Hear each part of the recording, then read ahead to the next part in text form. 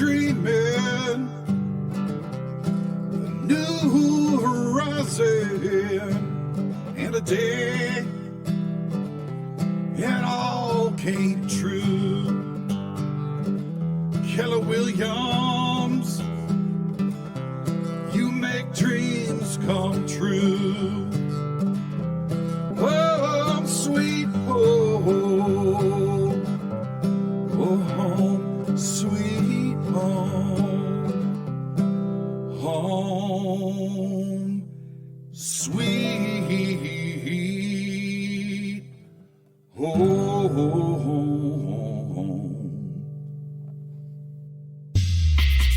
Welcome to another episode of Home Sweet Home with Russ, McClellan, and Friends. Here's your host, Russ McClellan. Hey, good morning. This is Russ McClellan with Home Sweet Home Radio. How you doing, guys, in the land of COVID? Another week goes by. We're having so much fun in 2020. And you know what's weird? Is that as bad as it has been and as dangerous as the COVID virus may be in certain places and as challenging with our jobs, our families, being isolated, cut off from society, locked down, all those negative things. There's been so much opportunity too. And one of the things that we've been able to do at our real estate company, Keller Williams, is almost double the size of our growth in agents and in revenue between 2019 and 2020. We've skyrocketed to the top of, let's be conservative, top 5 in real estate in North Central Washington, number 1 in agent count. We've paid out more in profit sharing than any other company, because I don't think any other company profit shares, but we profit share at 49%, and together and collectively we've made some amazing strides. And I am very grateful that in large part, my partner Luke and Sydney Groen and myself, and now my fiance Ottie, have all coached with the guy that I got on the phone, who's also been a good friend of mine for a lot of years. Good morning, Fletcher Ellingson. Hey, good morning. Thanks for having me on. Yeah, I could go on and on. I mean, I could talk about intro for you until we didn't have a show to do, right? I could just keep talking.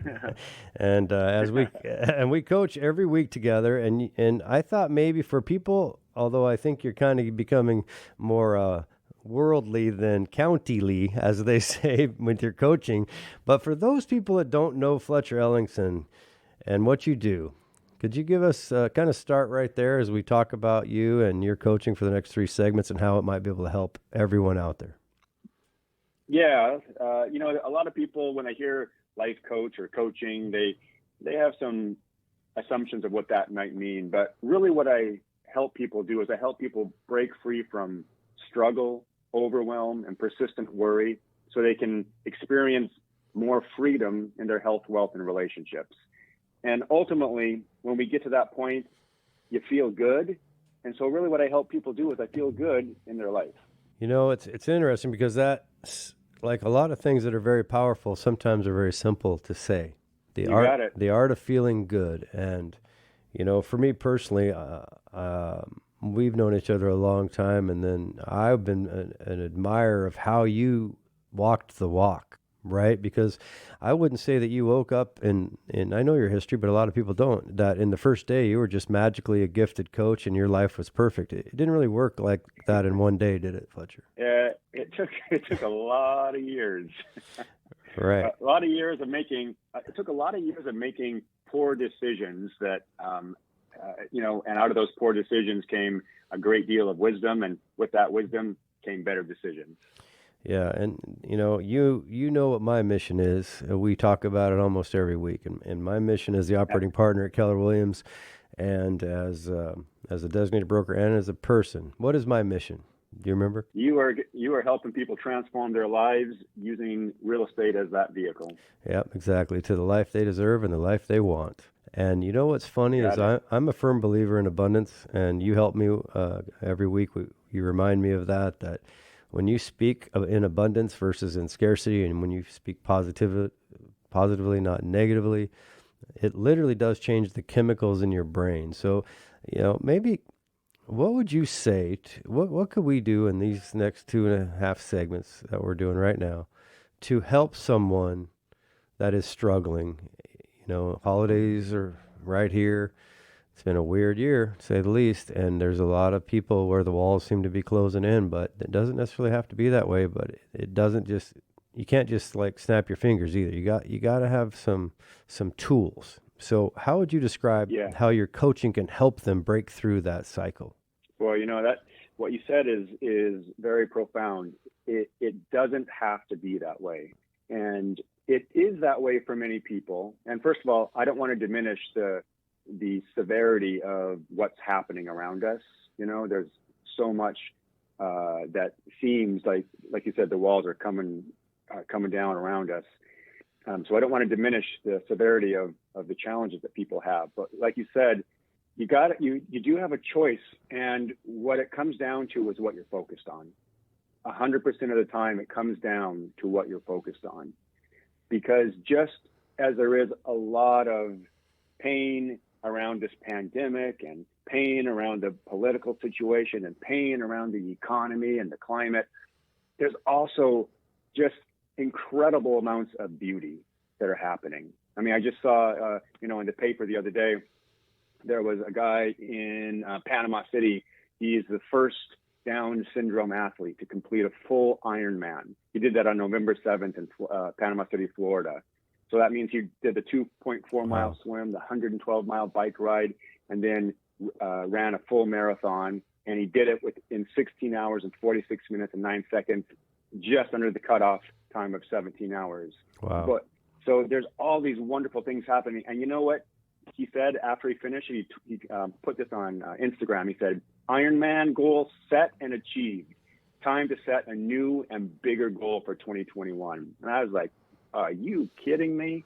Wow. Yeah, that guy's sitting around feeling sorry for himself, isn't he? Sitting around with limiting beliefs. Right? No excuse, making excuses every day, isn't he? I don't think so. Yeah, wow. Yeah, exactly.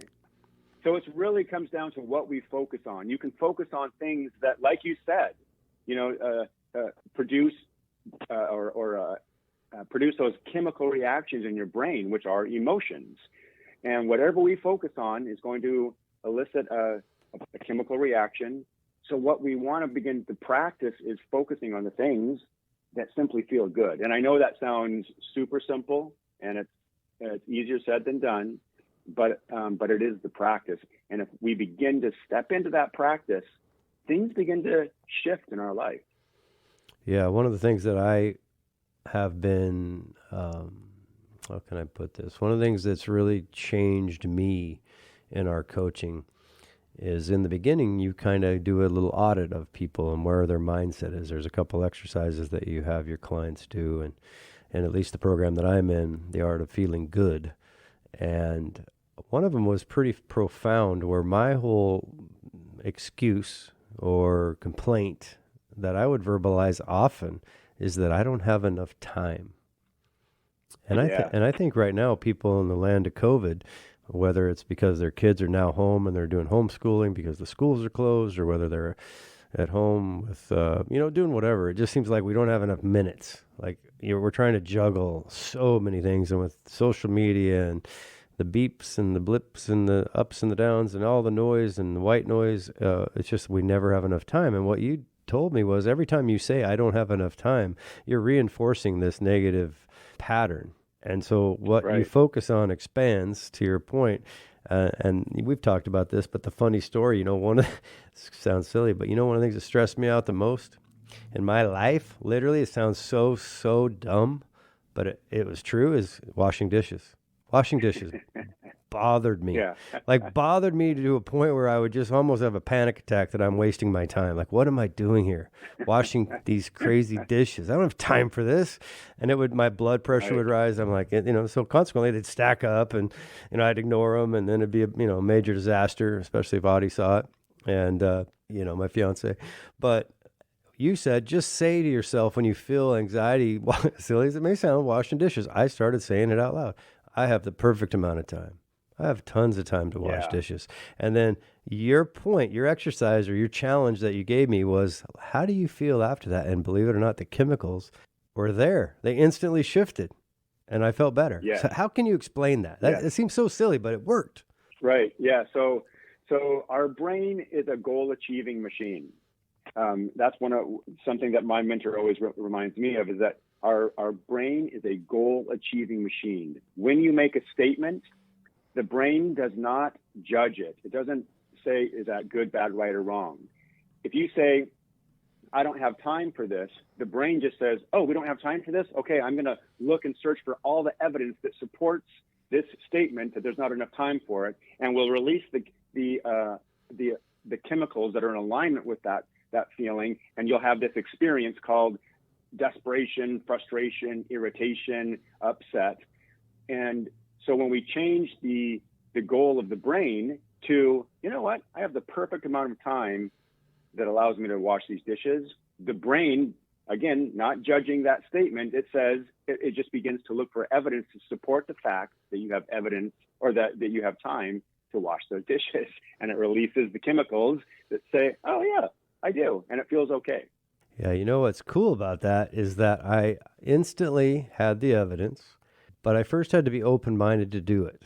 And I first had to, and could you explain that unlocking the limiting belief that you can do things? In that example, I had to tell myself that I'm going to give this a try before I judge it. I don't know if I like chocolate ice cream, if I've never tried chocolate ice cream, right? I mean, so I said, I've hired this guy, Fletcher, my friend. I got to trust him. You know, why would I hire him if I didn't trust him? So I tried it, and then the profound thought to me was, man, if it worked on dishes, what would it do in my personal life? What would it do for my business if I started saying positive things instead of negative things? And man, it's unlocked a lot. As we got about a minute left, can you just kind of expand on that part of it? Yeah, I sure will. And I love this point because it is so critical in moving the needle in our lives. What you experienced was a way of being, and that way of being was open and willing. Our ways of being actually give us access to our actions. We cannot take a particular action unless the way of being is there before the action is taken. So if you're upset, the actions that you have access to are actions that are going to correlate with your upsetness. If you're feeling calm and peaceful or inspired, you can then take actions that correlate with that way of being. And so you were open and willing to do the dishes, and therefore you had that calm experience while doing them. Yeah, that's amazing. As we end this first segment, we come back with Fletcher Ellingson.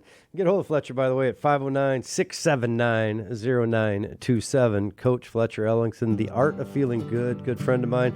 We're going to talk more about mindset and how a couple tricks and tips can get you through this time of, well, some may say pretty adverse conditions. We'll be right back with Home Sweet Home and Russ, McClellan and Friends in just a few minutes. Keller Williams, you make dreams come true.